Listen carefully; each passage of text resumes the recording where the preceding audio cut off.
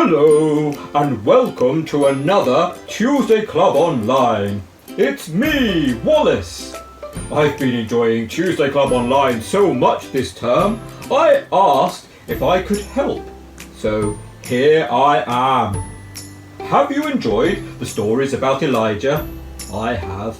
He was very brave, wasn't he? Standing up to the evil King Ahab and Queen Jezebel and the prophets of Baal. And wasn't it great how God looked after him through the ravens and the widow with the endless bag of minstrels? Or was it a jar of oil? Oh dear, I do get so easily confused. What has been your favourite part of Tuesday Club Online? Has it been the stories, like me? Or Julian's scavenger hunts? The singing? The games? Science experiments with Lucy? The memory verses? The crafts? So many fun things.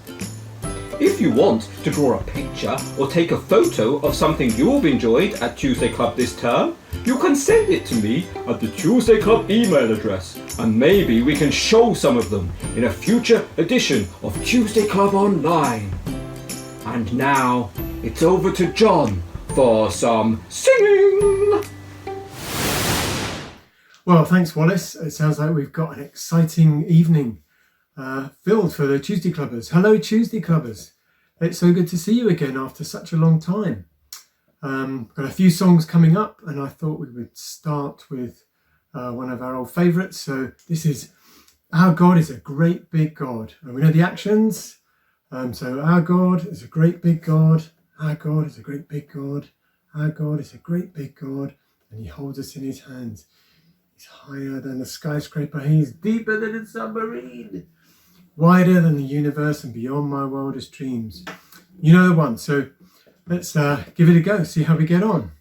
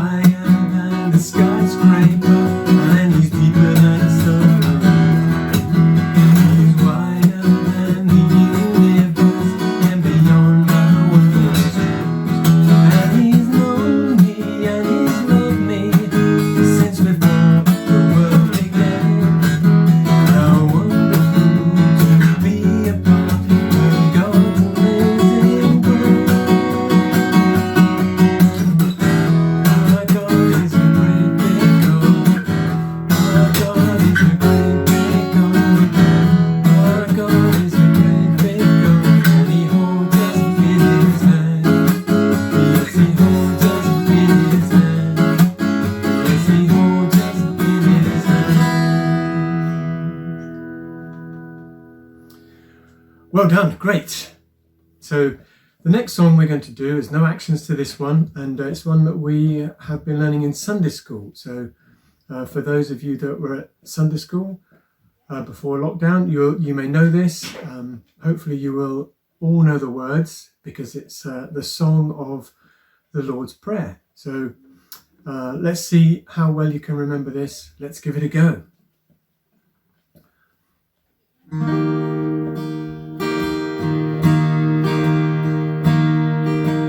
Our Father, who art in heaven, hallowed be thy name. Thy kingdom come, thy will be done, on earth as it is in heaven. Give us this day our daily bread. Forgive us our trespasses, as we forgive those who trespass against us. And lead us not into temptation, but deliver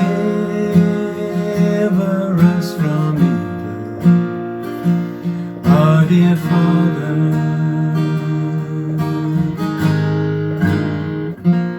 our Father, who art in heaven, hallowed be thy name. Thy kingdom come, thy will be done, on earth as it is in heaven. Give us this day our daily bread, and forgive us our trespasses, as we forgive those who trespass against us. And lead us not into temptation, but deliver us from evil. For thine is the kingdom, the power and the glory, forever and ever. Amen.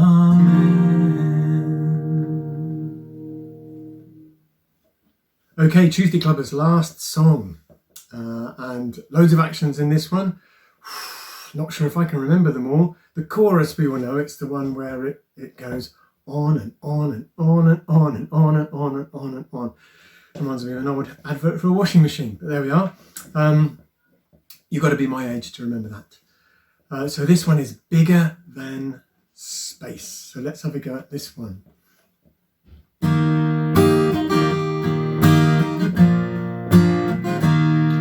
Have you looked up in the night sky and seen the Milky Way?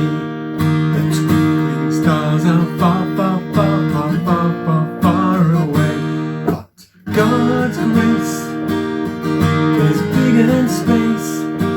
His love keeps going on and on and on. God's grace is bigger than space. His love for his friends never ends. It goes on and on and on and on and on and on and on and on. Well, if you buy a giant telescope and I have a good look through it, you'll never count the stars, 'cause there's too many there to do it. But God's grace is bigger than space. His love keeps going on and on and on. God's grace is bigger than space. His love for his friends never ends. It goes on and on and on and on and on and on and on and on. What space is even bigger than the mountains or the sea? It's a whopper, it's gymongous, it's as huge could be. But God's grace is bigger than space. His love keeps going on and on and on. God's grace is bigger than space. His love for his friends never ends. It goes on and on and on and on and on and on and on and on. It goes on and on and on and on and on and on and on and on. Great Tuesday Clubbers, that was fantastic. So I think now we're going to hand over to Joe with the fish game. Hi Tuesday Club, tonight we're playing the fish game, and for the fish game we're going to have a look at these fish here and we're going to see what it says on the back of each one, and we're going to have a go at it.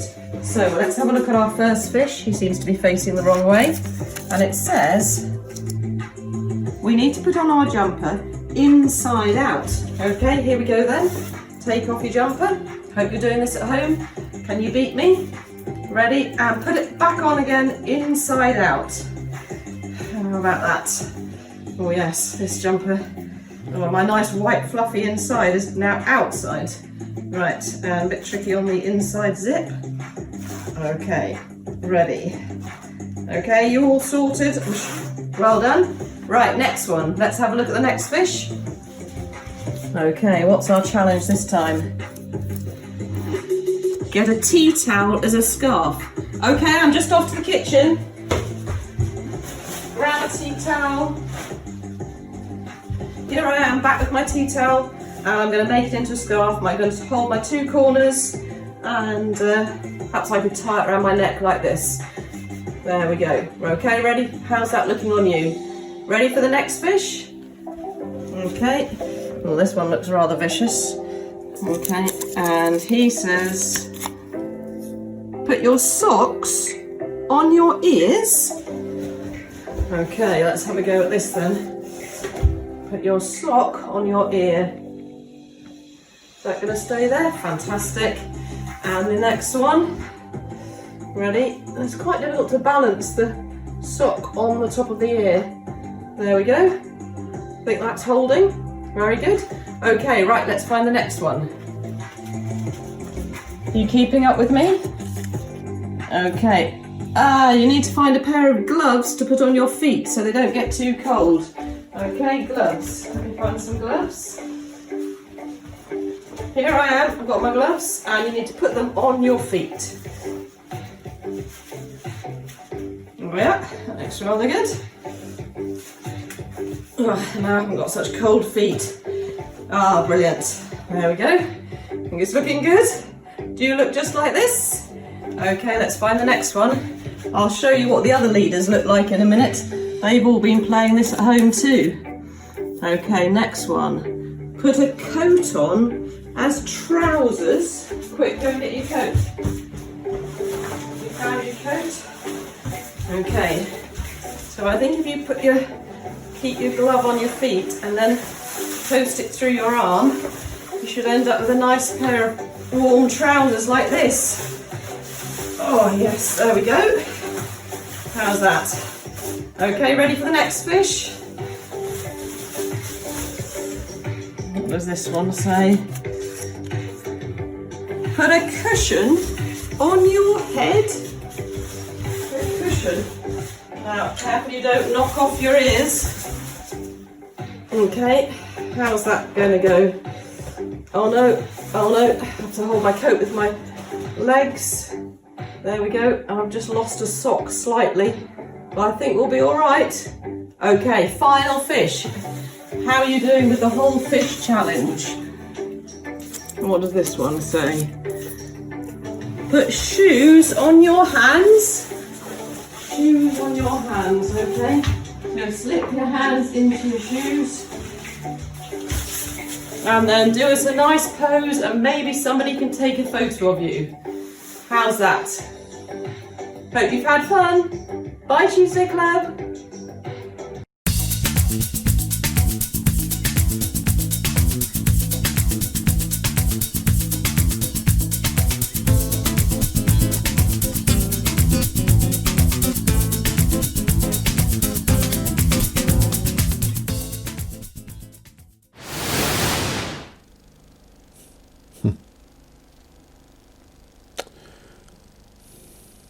Boys and girls, have you ever been a bit upset and gone all sulky because you couldn't have what you wanted? Maybe it was some sweets or something and your mum and dad said no. Or maybe you wanted to go somewhere or do something and they said no. So you got into a bad mood, got upset, went all sulky, up to your bedroom, not speaking to anyone. Well, that might be expected for a child, but not for a grown man, not for the King of Israel. But that's exactly what the King of Israel did. His name was Ahab. You've heard about Ahab, haven't you? He and his wife, nasty pieces of work, the pair of them. Didn't care about God, didn't care about God's law, didn't care about other people, as we'll hear especially in today's story. No, they were both nasty, just bad, through and through. Today, in today's story, well, it starts off with Ahab wanting a vegetable garden. Well, that's not a bad thing, is it? To grow some vegetables? No, there's nothing wrong with that. It's good having some vegetables. That's fine. But he wanted his vegetable patch to be very close to his palace so that he'd have easy access to his vegetables. And right next door to the palace was a vineyard. And it was good soil and it grew good grapes. And he thought, I'd like that for my vegetable patch. So he found out who owned this piece of land, who owned the vineyard. Found out that it was a chap by the name of Naboth. So off he went round to Naboth's house. Excuse me, Mr. Naboth. I'd very much like to buy your vineyard, and in exchange, I could give you another vineyard, or I could pay you what it's worth. What do you say? Deal? Now, Naboth's vineyard had been given to Naboth. It was like his family property, his family land. They were given it when they came into the promised land all those years earlier. And it was like his inheritance. It was special. It wasn't really his to give away. God had given it to his family, and now it was their family land and for him to pass on to generations to come. So he said, well, I'm sorry, King Ahab, but no, this land is my inheritance.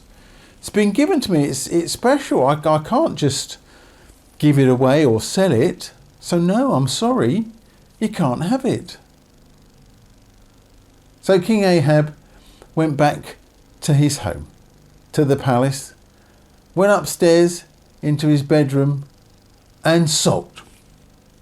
Not speaking to anyone, not talking to anyone, don't want to see anyone, not eating his dinner.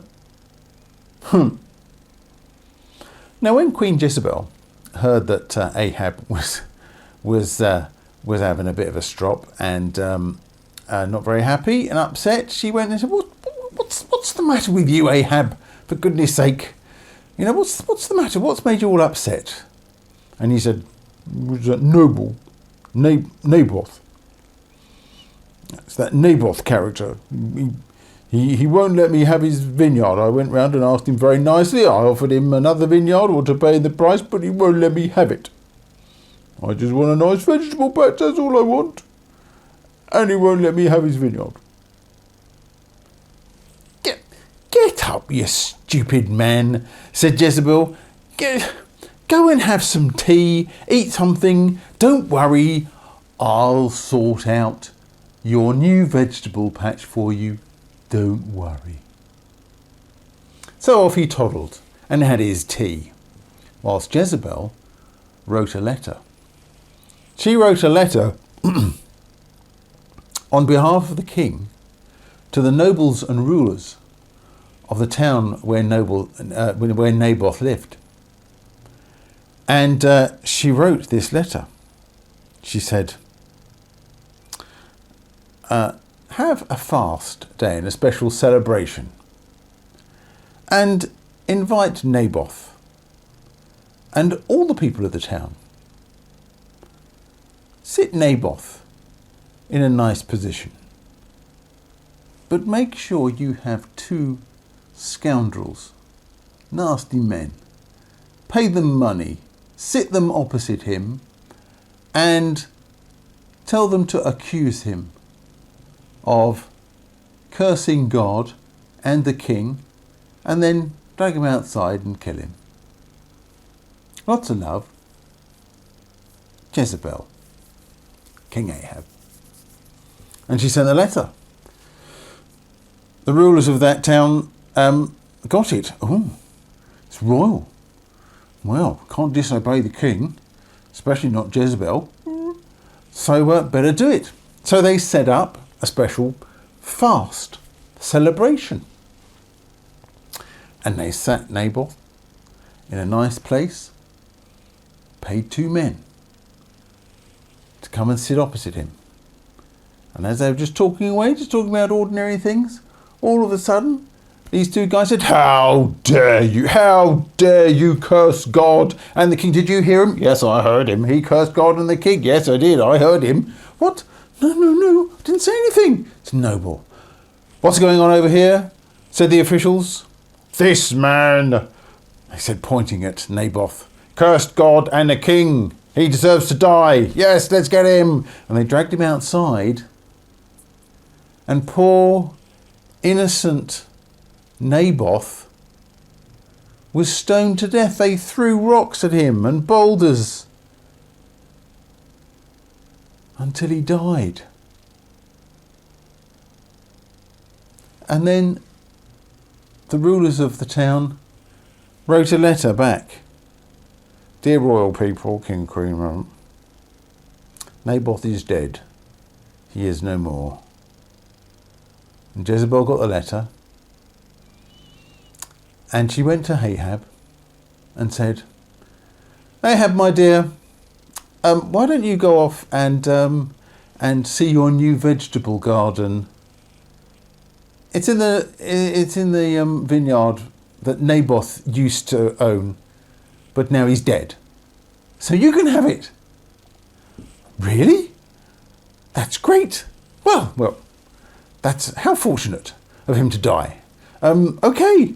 And off he toddled down to Naboth's vineyard to plan his new vegetable garden. And there he was, planning it all out. Let's have potatoes there, and some cabbages, and some beanstalks, and all this. And while he was there, guess who came along? That's right, Elijah. Elijah came in and said, there you are, King Ahab. Ah, you found me, have you, my enemy? Said Ahab to Elijah. Yes, I've found you, said Elijah. And God knows what you've done, that you've spilt innocent blood and murdered just so you can have a piece of land. You have stolen the land from Naboth and his family. You've killed him just so you can have a vegetable patch. Well, God knows. And God knows that your end will be a bad, horrible end. And he explained a bit how Ahab was going to die. Well, Ahab to start with was sorry, I'm really sorry. And he tore his clothes and he was really sorry. He seemed sorry. And God saw that he was sorry and said to Elijah, well, it seems that he's a bit sorry, so I won't do what I said I was going to do to him.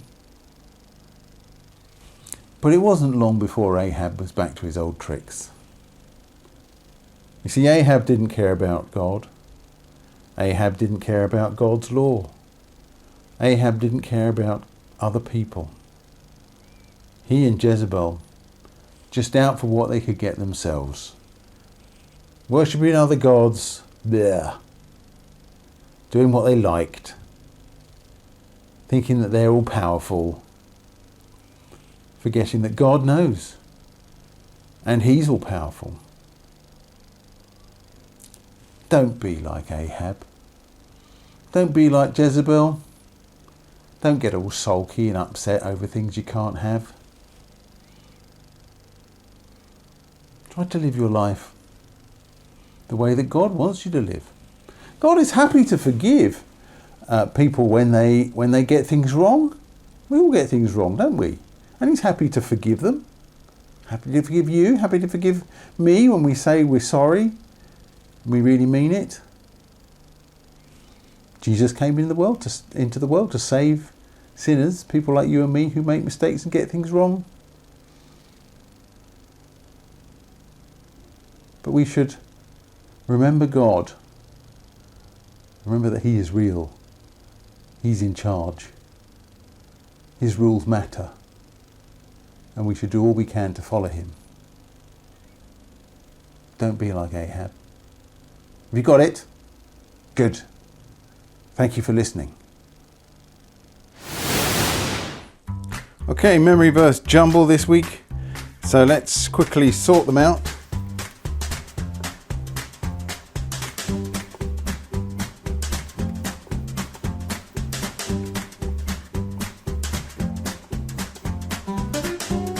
Okay, so let's say it all together, shall we? Fear God and keep his commands, for this is the whole duty of man. Ecclesiastes, that's a long one. Ecclesiastes chapter 12 verse 13b. So it's the second half of verse 13 of Ecclesiastes chapter 12. Now when it says fear God, it doesn't mean sort of be afraid and scared, frightened of God. It means to respect, to honour him and to love him. That's what it really means when it says fear God. Reverence and honour. So fear God and keep his commands, for this is the whole duty of man. Ecclesiastes 12 verse 13b, which is exactly what King Ahab did not do, did he? Okay, let's take some words off and see how we go. Fear God and keep his commands, for this is the whole duty of man. Ecclesiastes chapter 12 verse 13b. Let's have some more. Okay, let's say it again. Fear God and keep his commands, for this is the whole duty of man. Ecclesiastes chapter 12 verse 13b. Let's take a few more off. Fear God and keep his commands, for this is the whole duty of man. Ecclesiastes chapter 12 verse 13b. I think we'll leave it like that, shall we? And see if you can try to remember that. Let's say it once more, all the way through. Fear God and keep his commands, for this is the whole duty of man. Ecclesiastes chapter 12 verse 13b.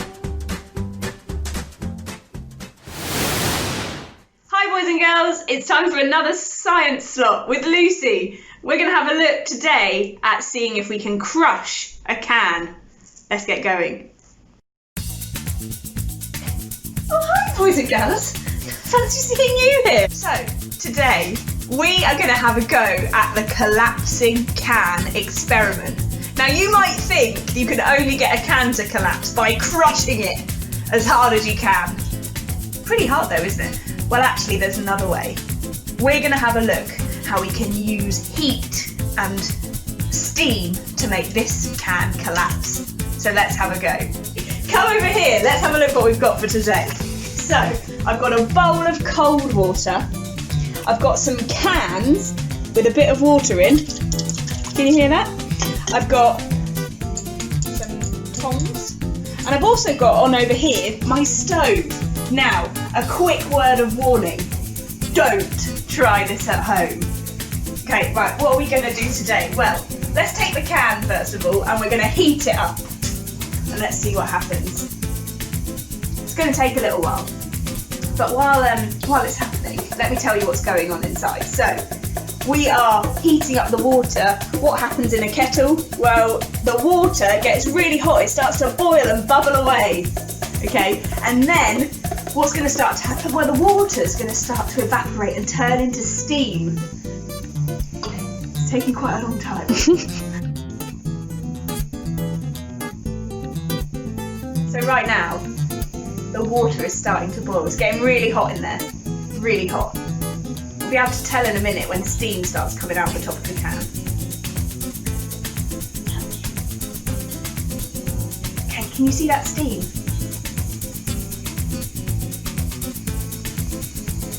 Okay, follow me. Let's see what we can do with this can. Will it collapse? Let's have a go, shall we?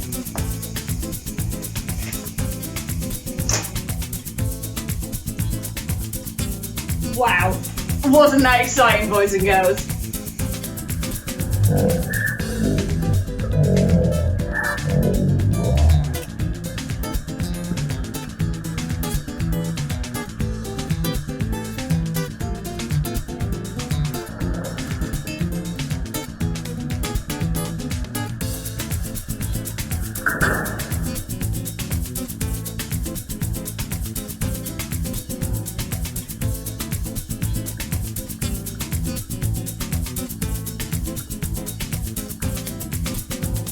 So the water gets really hot in the can when it's on the stove, and then as soon as we put it in the water upside down, it gets really cool, and that causes the can to suck in on itself. Science is so fun. Come back in a few weeks' time and we'll see some more science with me.